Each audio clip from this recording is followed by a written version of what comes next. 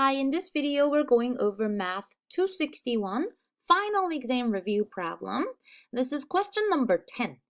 In a memory experiment, Alice is able to memorize the words at a rate given by, I'll write down her information. So Alice, lowercase m prime of t equals negative 0.006t squared plus 0.5t.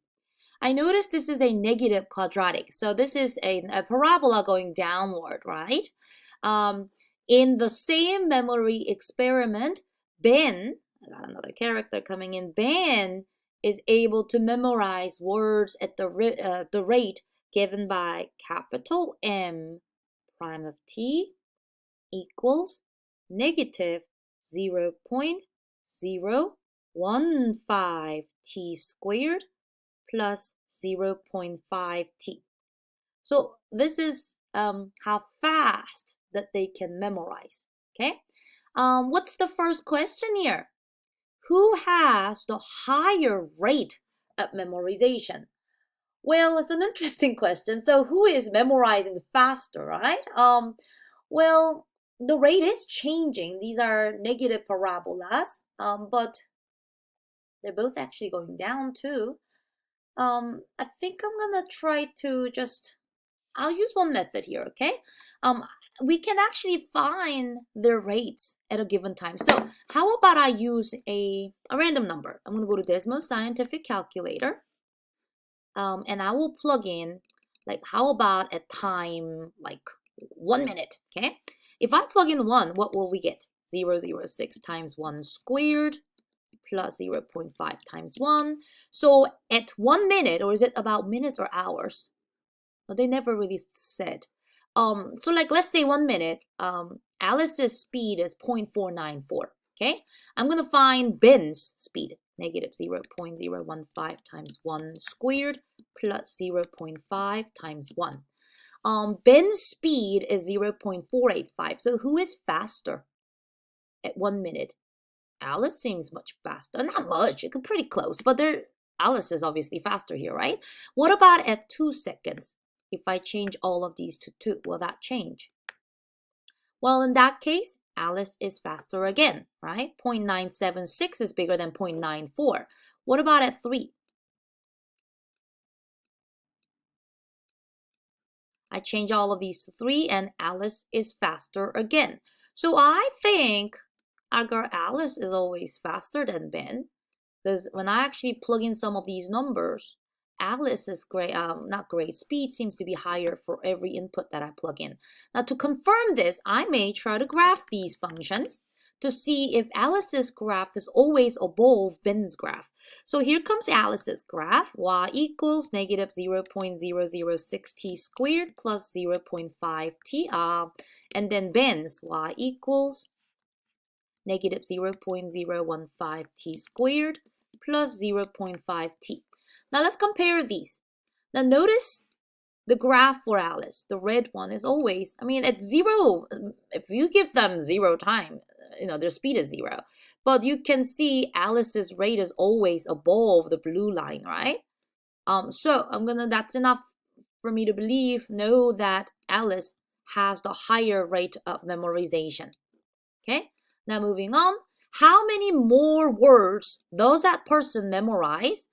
So how many more is Alice memorizing from 0 to 10 during the first 10 minutes of the experiment? Now this part we need to do some calculus, okay? Watch this for me. I'm going to find how many words each of these people memorized, okay? So what I'm finding first is m of 10. And we can find this by evaluating the definite integral from 0 to 10 minutes of that rate of memorization function they gave us. So what we're going to do is we're going to integrate this and plug in the bounds and subtract. And that's going to tell us how many words Alice was able to memorize. So let's go ahead and find the antiderivative, working with this first. I'm going to get negative 0.006t to the third power over 3 plus The next term, if you find the antiderivative of that orange highlighted term, we're going to get 0.5t squared over 2. And the bounds that we're about to plug in are 10 and 0. Okay, so if I plug in 10 into this equation, I'm going to get negative 0.006. Hey, hold on a second. Can't we simplify that? I think so. Look at that. That will reduce to negative, will simplify to 0.002. So let me plug in 10 there. And then I'll put 0.25, 10 squared. That's what I'm going to evaluate first.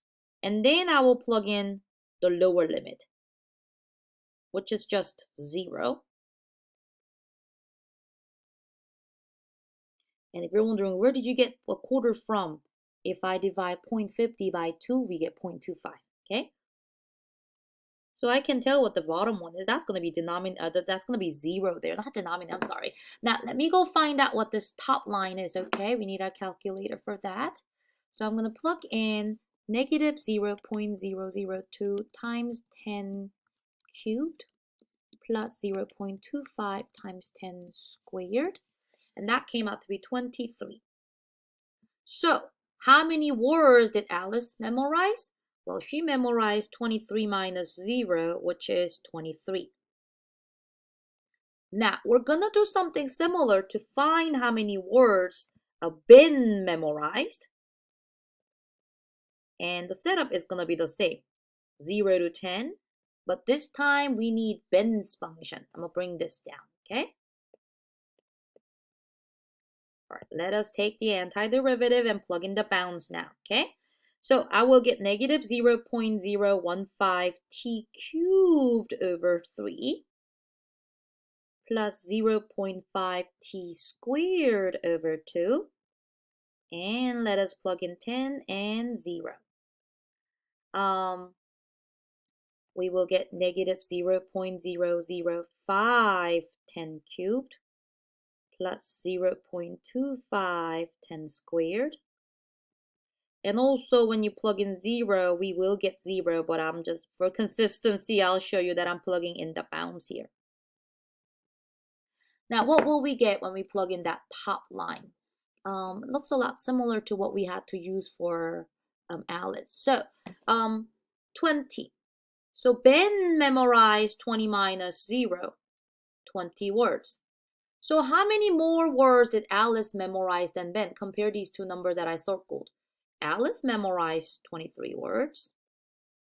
Ben memorized 20 words. So we can tell Alice got 3 more words memorized. So our answer here will be 3 more words. And that is how you can solve number 10. Over the first 10 minutes of the experiment on average, now we have to find it. Well, for this one, I don't want to keep this video super long, so I'll start another video to go over part C, okay?